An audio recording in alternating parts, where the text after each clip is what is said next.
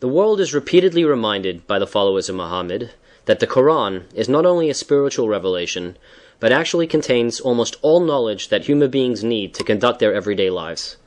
How accurate are these declarations?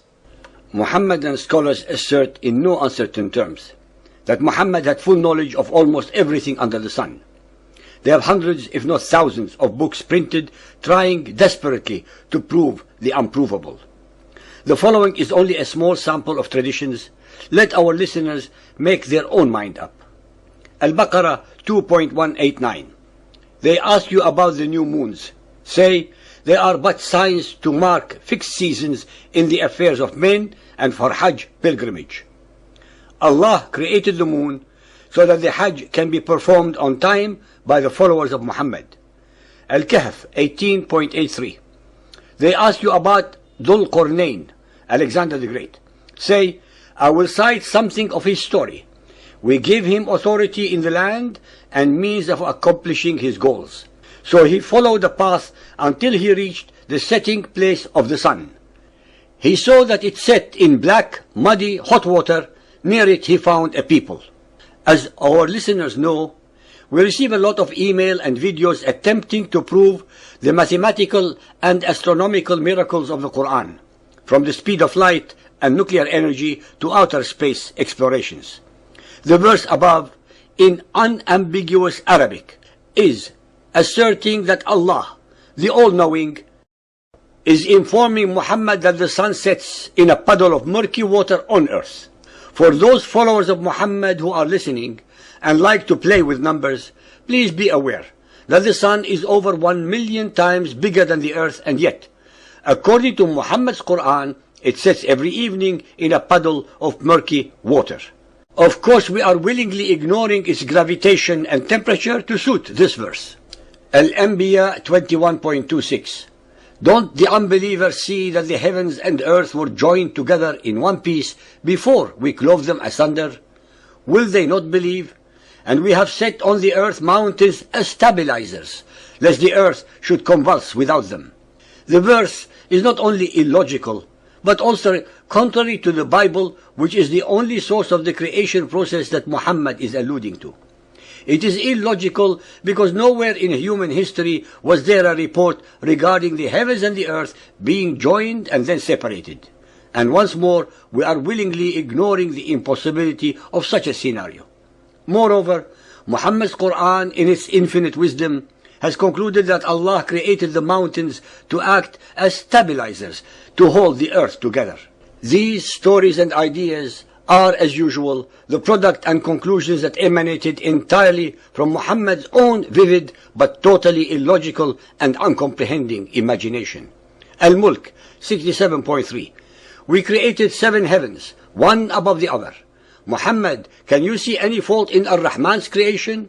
We have adorned the lowest skies with lamps, and we have made them missiles to drive away the devils and against the stone Satans.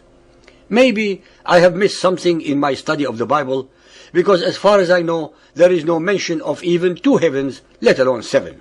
Did Allah forget to mention this to Moses in his Torah?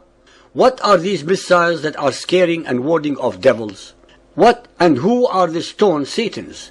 The enigma deepens with every ayah. Bukhari Hadith 4.421.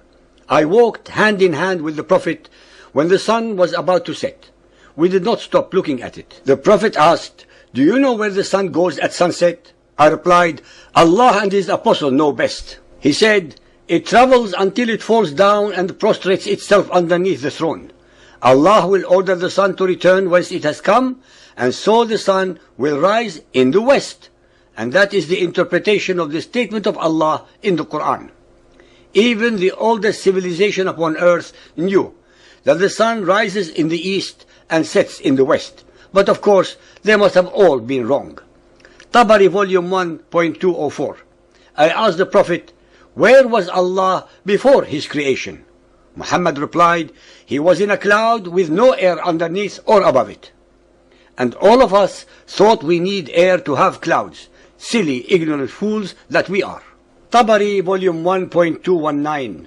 When Allah wanted to create the creation, He brought forth smoke from the water. The smoke hovered loftily over it, He called it heaven.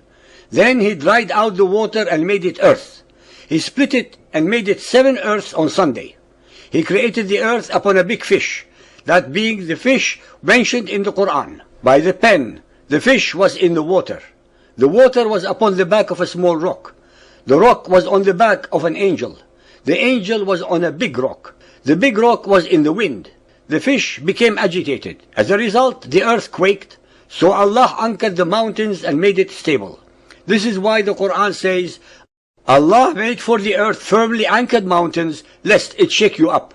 It should be apparent to even the most simpleton of minds that before the creation there could not have been either water, smoke, or anything else for that matter. There really is not much that we can possibly add upon the remainder of this creation story as explained by Muhammad, the greatest and most knowledgeable of all the prophets. Tabari 1.233. The messenger said, when Allah was done with his creation, he created 2 suns from the light of his throne. His foreknowledge told him that he would efface one and change it to a moon, so the moon is smaller in size. As usual, Muhammad's thought processes and logic leave a lot to be desired. In this instance, when Allah was done with his creation, should mean that he finished the process of creation. Hence, why did he continue with the creation of the sun and the moon if he had already finished?